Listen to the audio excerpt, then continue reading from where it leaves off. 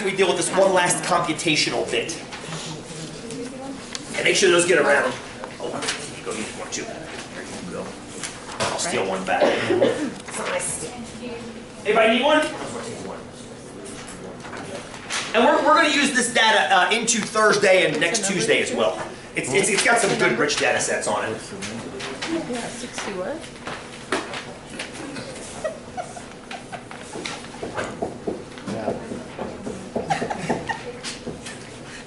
Great laugh. What did I do? I thought that was your marker. Oh, maybe it is. I just started supposed to be laughing. In my opinion, all great statistics occurs because of a reason. I shouldn't say even great. All statistics occurs because of a reason. I'm thinking back to 20 minutes ago when Brandy was in here. And I looked down and I saw the number 300,000. I trusted that number. I'm assuming it's correct. I have no reason to think it's not. And then I'm thinking, so how impressive is that number 300,000? That's why I ran to the computer, to a government database to pull the population of Oregon. We made an assumption about the voting age folks in Oregon, which was probably a little bit off. I cut it by a third, but yeah, it's probably off a little bit. But at least it gets us in the ballpark. You shouldn't do statistics for the sake of statistics. You should do statistics for the sake of being interested in something. That's why it kind of exists. You know how statistics became a branch of study? It's only about 150 years old, which is not very old if you think about it. If you think about mathematics, like algebra, that's millennia old. That like predates Jesus.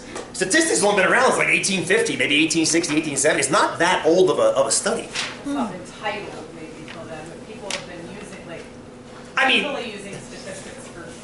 Maybe, arguable, but the study of it, being able to apply it to different disciplines has only been around for like less than 2 centuries. You know why? Insurance was the first. That's where statistics came from, was insurance. Making sure we knew how much to pay out. Once this concept of insurance came to be, and we're going to study this in depth in about a week and a half, because I like the idea of looking at actuaries, looking at your premium payments, how much you should pay for a premium, whether you should pick a certain plan or a second plan based on probabilities. So insurance was where it all started. John Graunt, this guy had a terrible name, but he was the first dude to kind of put things in tables. And probability, you know where probability came from? Gambling, of course. Gambling. It's all rooted in I wonder if. John Graunt needed to be able to crunch numbers in statistical tables to figure out payouts. And Blaise Pascal and Pierre de Fermat were gambling together, and they had to interrupt their game halfway when one of them was ahead of the other one. And they had to figure out mathematically what the fairest payout was. That's how it all starts. Now think about that. That can apply to almost anything in your life. How much do we pay for rent? You share a house with 3 people, right? You just cut down the middle, 1/3, 1/3, 1/3? Maybe. What if one person's room is twice as big? Or if one person has a better view, or is closer to the bathroom, or has their own bathroom? All of a sudden it becomes a weighted average, right? You laugh, but there it is. So here's one thing I was thinking about. If you look down at the data, go under the weight loss data. We'll get into the Portland Marathon data. I was interested. We had any distance runners in here? I used to be. Good. So I heard a theory back in the day. Let's see if you guys heard it. Distance runners get better as they get older. Is that still commonly believed or commonly held? Yes, got a couple of yeses. I heard that for years and years and years. I quit before I got injured too much. What the hell with this? I'm sticking at 10 milers and under. It's ridiculous. So I decided to check it for PDX Marathon. So I went into the Portland Marathon and I extracted some numbers. This is hardly pure random sampling, because what I did was I loosely defined top and bottom finishers.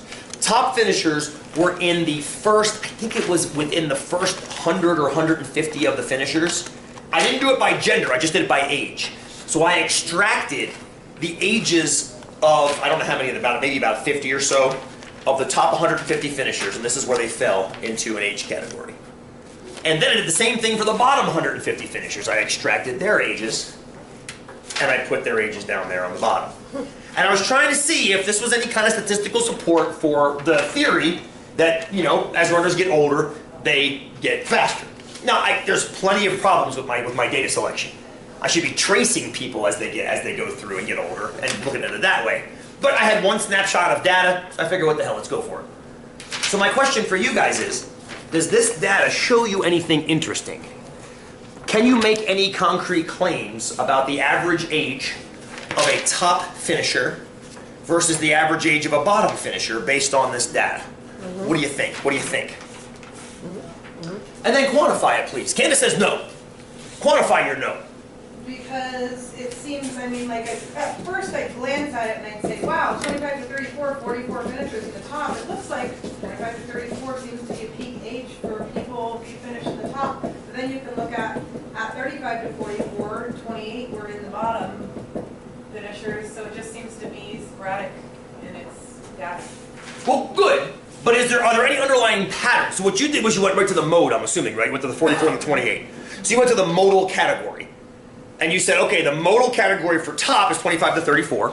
The modal category for bottom is 35 to 44. And that's fine. I have no problem with that. But how about the rest of the people besides the mode? How about the 19, the 7, the 10, the 14, and the 18? Do we ignore them? I don't know. Let's get back. Sandra, go ahead. I'm seeing that the 45 to 54 actually exceeds the 15 to 24. Oh, interesting. Okay, so the 10 and the 7. Yeah, the 10 and the 7. Is that random noise in the sample, or do you think that's an underlying pattern? I bring this up only because, remember, this is only a sample drawn from 1 year's marathon results. They're bell-shaped. Are they? It looks You tell me looking at that. Hold on, let's come back to that, Candace. Andre, what are you going to say? Go ahead. Well, there's like more people in those groups than there are. In the group, like top or bottom, is that what you're saying? Or just, oh, In in, the age group. okay. I think all three of you guys are saying something similar. So I heard a call for bell-shaped data. Can we see a bell shape on this? I'm not good enough to look at this and see a bell. I can look at this and see that there are more in the middle than on the tails.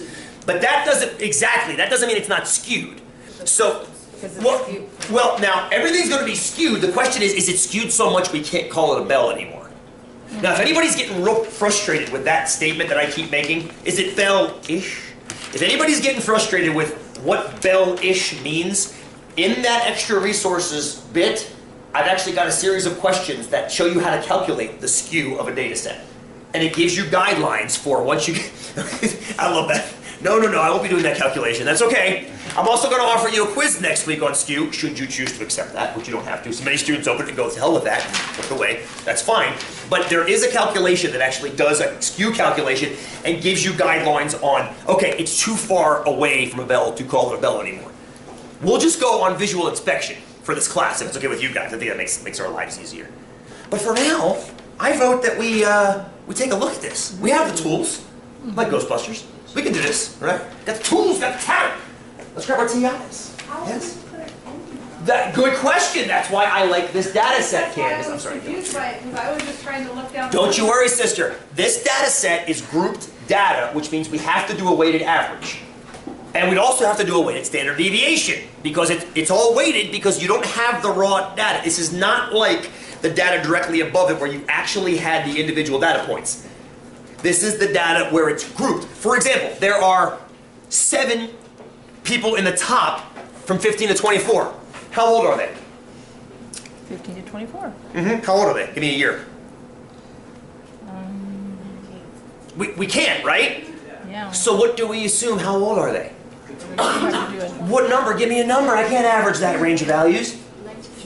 Add them up and divide by Add those up and divide by 2. Add the 15. Take the median of 15 and 24. What do you get? 19 and a half. And we call them all 19 and a half years of age. Don't round that to 20. Ooh, I'll come back to that. I'll come back to why you don't want to do that. We're going to call everybody in that group 19 and a half. Let me get my TI ready. Hang on. I want to play with you guys. You see what I'm getting at here? This is hopefully going to ring a bell, kind of like our weighted means, our GPA example. This is going to ring a bell as we talk through it. Let's get in here. All right. Let's make sure that we can see. Yep, there it is, friends. There's the result of 244, 5.3 to 5.9. This is when they started getting uncomfortable. Super fun. Not that I like to make you guys uncomfortable, but if I'm making you uncomfortable and think outside of your boxes that your minds have put up, that means we're succeeding statistically. I call it being a bastard. Which is really what it is. I'm pushing you outside